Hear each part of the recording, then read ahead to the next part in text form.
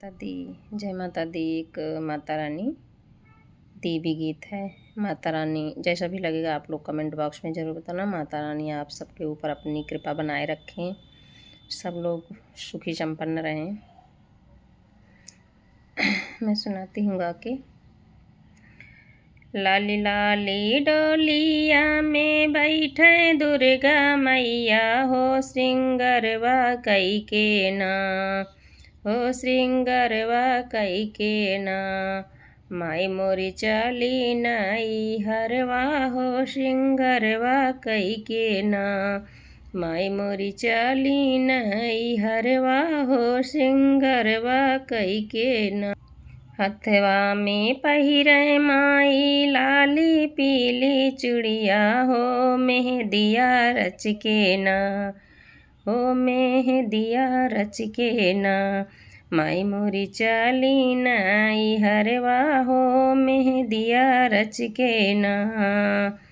हथवा में पहिरे माई लाली पीली चूड़िया हो, मेहंदिया रच के ना हो, मेहंदिया रच के ना। माई मोरी चली नई हरवा हो, मेहंदिया रच के ना। गले में पहिने माई हीरे काए हरवा हो, कमरिया पहिने ना हो, कमरिया पहिने ना। माई मोरी कामर कर धनिया हो, कमरिया पहिने ना हो, कमरिया पहिने ना।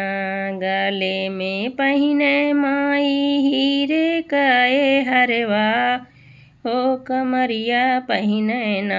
माई मोरी कामर कर धनिया हो, कमरिया पहिने ना। लाली लाली डोलिया में बैठे दुर्गा मैया हो, श्रृंगरवा कई के ना हो, श्रृंगरवा कई के ना। माई मोरी चली नई हरवा हो, श्रृंगरवा कई के ना। पौआ में पहिने माई रोन जुन पायलिया हो, महावर रच के ना हो, महावर रच के ना। माई मोरी चलै नई हरवा हो, महावर रच के ना। पौआ में पहिरे माई रोन जुन पायलिया हो, महावर रच के ना हो, महावर रच के ना। माई मोरी चलै नई हरवा हो, महावर रच के ना। मैया कै मागिया लगावे मैया लाली पीली सनुरवा हो, चुनरिया ओढ़ के ना। मगिया लगावे मैया लाली पीली सनुरवा हो, चुनरिया ओढ़ के ना। मैया चली नई हरवा हो, चुनरिया ओढ़ के ना।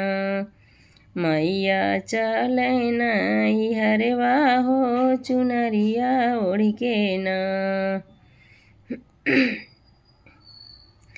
लाली लाली डोलिया में बैठे दुर्गा मैया हो, श्रृंगरवा कई के ना हो, श्रृंगरवा कई के ना। माई मोरी चली नई हरवा हो, श्रृंगरवा कई के ना। जय माता दी, जय माता दी। आप लोग को जैसा भी लगेगा कमेंट बॉक्स में अपनी राय ज़रूर देना। माता रानी की कृपा सबके ऊपर बनी रहे, हमेशा सब खुश रहें।